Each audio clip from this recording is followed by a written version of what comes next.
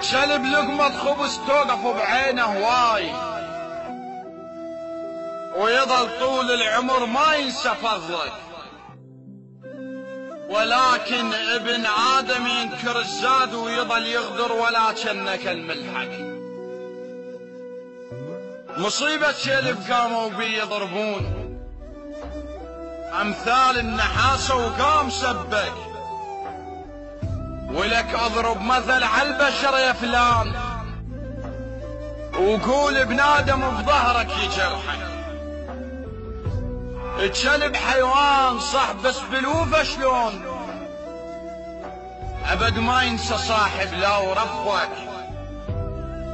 وبعد بس شربه ماي وشوفه شي يصير يظل بباب بيتك ما يتلهك، وإذا تحكي على وادم شرد حاكيك تقعد ببيتكم يطلع يغدرك. يا وصفه وحسافة شلب أوفى هواي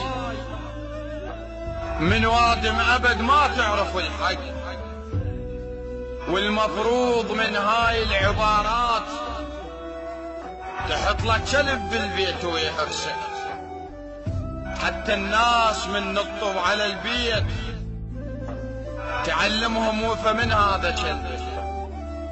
واكوادم هواي تربوا بالناس بس قل الوفا لك بين ربعك، واذا عندك صويحب تدري غدار بس شوفت كلب رمشة ويفه.